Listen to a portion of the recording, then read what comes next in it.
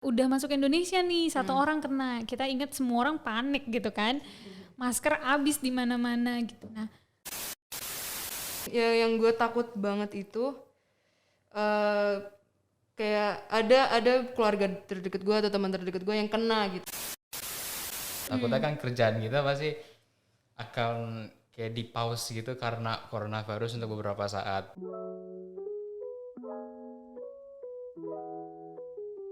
Nah, sekarang kita ngomongin agak lebih serius nih. Kalau ngomongin masa pandemi udah setahun lebih gitu ya. Kita setahun lebih dikit sekarang kan. Betul-betul. Kalau ngomongin ketika si pandemi datang gitu ya. Apa sih kekhawatirannya? Mungkin ada stage-nya gitu ya. Ketika pertama kali denger, oh ya udah masuk Indonesia nih, satu orang kena. Kita ingat semua orang panik gitu kan. Masker habis di mana-mana gitu. Nah, kalau ngomongin pandemi gitu, kekhawatirannya apa sih? Yang pasti sih menurut gue ya, mungkin ya yang gue takut banget itu kayak ada keluarga terdekat gue atau teman terdekat gue yang kena gitu. Jadi kan emang yang pasti gimana ya? Ya emang takut kena dan mungkin akan ini meninggal atau apa. Ya, jadi kekhawatiran kehilangan akan orang-orang terdekat itu ya. Itu yang paling. Dari awal coronavirus udah kelihatan dampaknya kayak mulai lockdown, mulai physical distancing. Nah dari situ yang ditakutin di awal sama keluarga salah satunya kayak masalah finansial kita atau kayak masalah ekonomi kita gitu. Takutnya kan kerjaan kita pasti akan kayak di pause gitu karena coronavirus untuk beberapa saat, yang alhamdulillah sekarang udah mulai jalan ya. Iya. Nah itu mungkin kekhawatiran pertama, takutnya ya agak ada masalah ekonomi keluarga kita. Lalu ya sama kayak Ami, memang waktu denger ada yang kena satu orang di Indonesia itu mulai agak kaget. Takutnya kalau ngelihat dari negara lain satu orang besokannya itu udah kayak 1.000 orang. Jadi takutnya di Indonesia waktu itu sama, waktu pertama kali takutnya di Indonesia sama, satu orang kayak baru besok tuh udah kayak banyak banget. Kok datanya naiknya cepet banget ya? Iya. Nah itu aja sih takutnya ya sempet kena juga kan kita nggak tahu soalnya coronavirus di awal-awal gejalanya nggak ada, beberapa hari dulu baru ada kan. Ya itu yang ditakutin. Sama yang tentang ekonomi, ya sebenarnya sama aja sih sama tentang ekonomi. Sebenarnya enggak, walaupun nih pasti khawatir juga dengan ekonomi keluarga sendiri, yang pasti juga dengan lain lah, kayak apa pedagang kaki lima itu gimana. Gue selalu khawatirnya itu mereka gimana mau ya melakukan pekerjaan dan mendapat uang sih. Gue selalu gitu. Ya sih takutnya mereka kayak kena gitu terus langsung berdampak ke dia. Ya dan kadang gue ini walaupun awal-awal pandemi, gue selalu agak-agak sebel aja orang yang ini it's nothing gitu loh. Ini kayak bohongan gitu, iya, mitos. Ini cuman batuk doang kok yang kayak gitu kan. Jadi ya gue agak-agak ini aja kan. Kayaknya apalagi masa-masa awal, sekarang sih palingan udah mendingan, tapi kekhawatiran buat orang lain, tanda kutip kayak empati untuk take care for each other gitu kan. Gue agak-agak ini sih, gue selalu mengkhawatirkan itu terus. Menarik banget menurut gue, kalian berdua tuh gak ada yang mikirin kekhawatirannya gimana kalau gue sendirian, gue lonely gitu kan. Lo berdua tuh fokus ke orang lain nih gitu. Kayak Ami langsung ngomongnya gue takut kehilangan gitu, kehilangan orang-orang terdekat. Gimana kalau orang-orang terdekat gue sakit gitu, temen gitu. Gimana kalau secara keluarga finansial juga terganggu, terdampak gitu. Dan Ami lebih luas lagi ngomongin gimana dengan orang-orang yang gak ada pandemi aja hidupnya udah susah gitu kan. Nah ini ada pandemi gitu, gimana kalau mereka yang kena sakit gitu. Nah itu kekhawatiran-kekhawatiran yang kalian tangkap dari sekitar juga gitu ya. Oke, nah itu ada gak sih Mi, misalkan Dit, yang apa sih kalian rasakan kekhawatirannya tuh naik atau proses khawatirnya tuh gimana? Kita pernah ada di masa orang panik gitu ya, orang panik. Terus kita bisa juga ngelihat nih orang woles gitu. Begitu santai banget nih ada pandemi kok ya nongkrong gitu kan.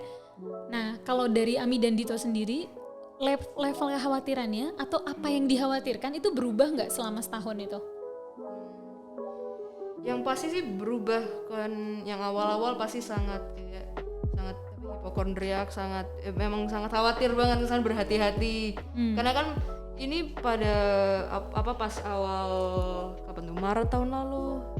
Itu kan karena kita juga belum dapat banyak informasi, oh ini tuh kayak gimana sih, ini cara menyebarnya gimana, simptomnya apa. Jadi yang pasti kan ya jaga-jaga aja, coba di rumah dulu kan. Mungkin karena sekarang juga dengan udah adanya vaksin dan apa-apa, mungkin bisa luas dikit lah. Ya, boleh keluar tapi yang pasti tetap pakai masker, tetap bawa hand sanitizer gitu-gitu. Tapi ya palingan perbedaannya itu sih dari personality yang sangat kayak hipokondriak, sangat berhati-hati, dan sekarang mungkin udah lebih luas, kayak udah bisa ke kafe barengan gitu. Mungkin itu sih gitu. Ya. Khawatiran ya pasti berubah drastis sih kalau dari awal sampai sekarang ya.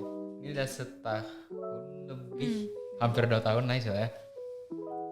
Kayak dari awal pasti milih-milih kalau misalnya mau keluar cuman mau belanja doang kan kayak belanja bulanan paling penting di inilah. Jadi misalnya ada yang kurang harus ke Carrefour atau nggak apa-apalah. Nah, takutnya tuh kalau waktu ke sana kayak kita kan ya sama kayak Ami bilang, kita nggak tahu dampak, kita nggak tahu kayak gejala atau tanda-tanda orang punya coronavirus itu apa, paling cuman batuk doang. Takutnya itu yang orang yang batuk ini nganggep sepele, terus dia kayak biasa aja gitu, nggak pakai masker, nggak apa-apa, nggak bawa hand sanitizer, langsung batuk aja. Dan bahkan ada yang malah ada tanda kutip bukan mock sih, tapi kayak membatuk as if kayak oh ini biasa aja kok, nggak harus dikhawatirin. Pasti ada yang secara sengaja batuk atau bersin atau apa cuman untuk membilang ke diri sendiri dan mungkin ke orang lain kalau ini hal yang normal aja. Ya paling itu. Ini aku cuma batuk biasa gitu ya, bukan Ini corona nggak akan gitu. Tapi kan berdampak nggak apa-apa tahu kok ya. gitu. Iya. Tapi kan bisa aja gitu. Iya. Siapa yang bisa yakin 100% ya kan? Iya. Betul. Oke. Apa yang dikhawatirin? Tadi kalau level khawatirnya berbeda-beda, tapi apa yang dikhawatirin berubah nggak sepanjang jalan tuh? Berubah sih. Yang pasti berubah sih. Walaupun mungkin ada ini nggak bisa ya, gue nggak bisa ngomong untuk semuanya, tapi mungkin ada yang drastis atau ada yang sedikit demi sedikit gitu. Gue udah level kekhawatiran gue udah yang pasti menurun, tapi masih yang pasti masih berkhawatir dikit. Yang pasti tetap pakai masker, bawa ini kemana-mana, kemana-mana, coba jauh dengan orang lain gitu kan. Tapi kalau dari apa yang dikhawatirin, sorry tadi gue nanya mungkin kurang clear. Apa yang dikhawatirin tadi? Kalau pertama Dito soal isu finansial, keluarga gitu yang paling dikhawatirin. Ami kehilangan orang terdekat. Terus kan kemudian informasi nambah gitu kan Mi ya. Oh ternyata pada kondisi-kondisi orang yang sehat gitu itu nggak seberbahaya itu gitu, nggak pasti kena langsung pasti mati gitu kan. Tahapnya beda-beda gitu, ada yang tanpa gejala misalnya. Nah tapi begitu sepanjang jalan nih tetap khawatir tentang hal itu, kehilangan orang terdekat, atau ada kekhawatiran lain gitu?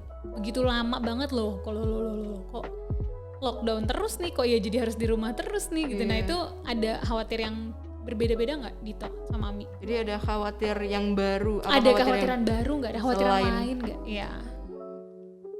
Aslinya malah kekhawatiran yang lama malah hilang sih. Kalau kan kita udah nggak masa lockdown, maksudnya nggak separah dulu kan. Iya. Lockdown dulu kan kayak kita benar-benar nggak boleh keluar, kerja di rumah.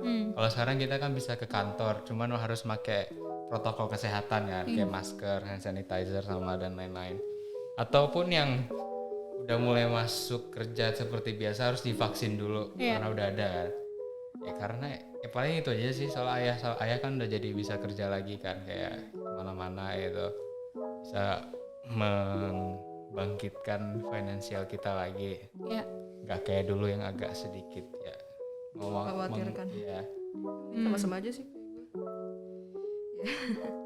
Ya sama berarti ya. Iya kayaknya sama persis sih. Kenapa? Masih ada lagi sih yang khawatirin baru kan, gejala baru itu kan. Kayak misalnya tiba-tiba kita hilang, rasa itu Penciuman. sama rasa gitu kan, tahu-tahu hilang, itu juga termasuk gejala barunya kan, kita jadi nggak tahu kalau ada gejala baru lagi atau enggak. Malah jadi lebih takut gue kayak gitu malah. Iya. ada gejala baru kayak jadi yang pasti jadi lebih khawatir dengan apa sih ya kondisi, malah gue jadi agak-agak sangat khawatir dengan kondisi tubuh gue dan ini teman-teman gue lain atau keluarga gue yang lain gitu. Iya. Atau apa ya, dan ini kayaknya pas pertengahan lockdown sih, karena kan itu udah masuk misalnya udah 8 bulan di rumah terus, itu pasti kan akan berefek banget dengan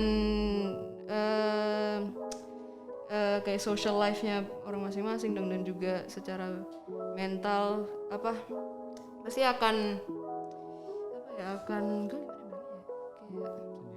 ya emang kayak sering sendirian dan Kayak feeling lonely. Iya, yang pasti itu, dan Bisa juga ke depresi atau enggak kayak rasa kayak nggak ada yang bisa gue reach out tuh, atau yang gue nggak bisa ngomong gitu. Mungkin ada keluarga tapi ya mungkin kita di outlet yang lain. Tapi ya gitu, mungkin khawatiran secara mental.